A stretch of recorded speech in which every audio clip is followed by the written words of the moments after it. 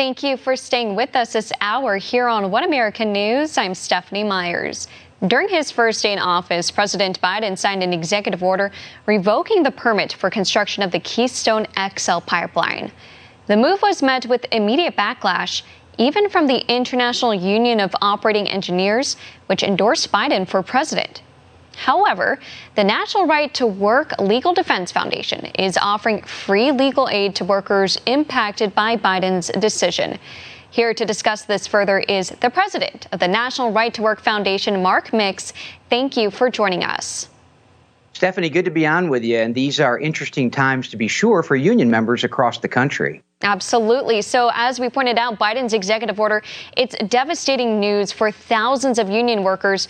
But the National Right to Work Foundation has information on how workers can exercise their rights to cut off financial support for union officials whose activities resulted in the loss of jobs and economic opportunities. Tell us more about what your foundation is offering. Yeah, the National Right to Work Legal Defense Foundation has been around since 1968, and the only thing we do is represent employees whose rights have been violated by compulsory unionism arrangements. And this Keystone pipeline, interestingly enough, Stephanie, is a so-called project labor agreement, meaning that everyone that works on it, every company that's involved in it, has to be involved in a union signatory contract. And so every single worker that's been laid off so far, the 1,000 that we estimate, and then the 8,000 or 9,000 that would be working on this project if it was going to continue, are no longer able to work on the job, and some of them are on the unemployment line already. So what we're saying is that these workers ought to know that they have some rights. They don't have many, but they have rights to basically say to the union officials who endorsed a president who took away their jobs that they shouldn't have to financially support that labor union. And if you're in one of the states that doesn't have a right to work law, the 27 states that do, protect your rights to withhold financial support for a union that works against your interest. And surely that has happened right here. And in a statement last week, TC Energy said Biden's order would directly lead to the layoff of thousands of union workers. And on that point, as you mentioned, there are 27 states across the U.S. that have right to work protections, which make union membership and financial support voluntary. What does the process consist of to resign from union membership, and are there any sort of consequences for doing so?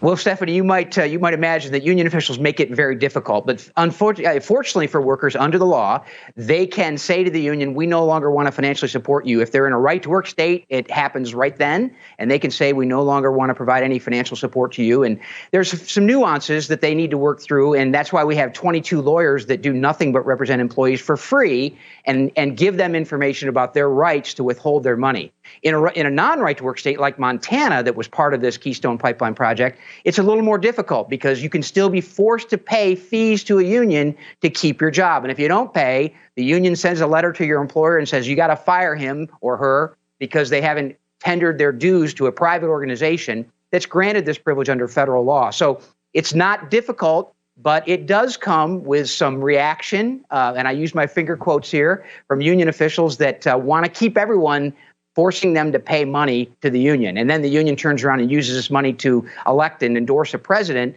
that takes their jobs away. And we're seeing today, I think, another executive order regarding oil and gas drilling on federal lands. And that's going to have a dramatic impact on not just those states who are going to benefit from the Keystone Pipeline, but states all across the West that are working on federal lands to draw oil and gas from those areas. And that's going to put a lot more people out of work.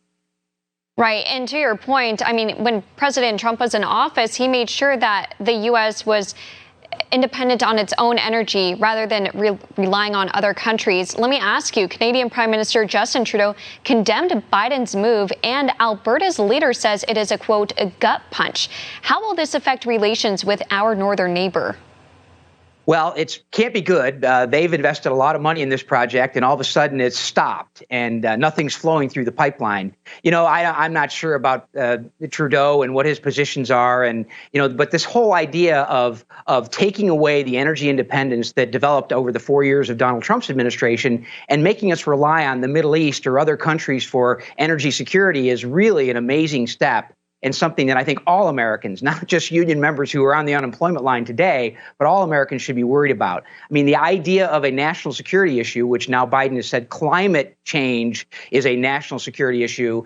What national security is our energy independence and our ability to provide for our country without relying on other countries that sometimes are unstable, and we have to go over to those areas and send our men and women there to fight. That doesn't make much sense, but here we are. And this Biden administration, supported generously by organized labor officials here in Washington, D.C., has basically harmed those rank and file workers across the country. It's really outrageous.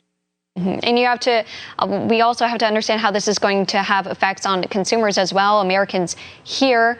And lastly, where can our viewers go to learn more about the National Right to Work Foundation? Yeah, Stephanie, that impact is yet to be seen, but I think it'll happen sooner rather than later. And if you're interested in exercising your rights or understanding your rights under federal law, you can go to nrtw.org, nrtw.org, and you can find out about your rights. You can talk to an attorney about, and if you have any questions about your rights, and we provide that service for free to workers across the country. Mark Mix, again, the president of National Right to Work Foundation. Thank you so much again for your time. My pleasure, Stephanie. Thank you. A new poll finds just 11%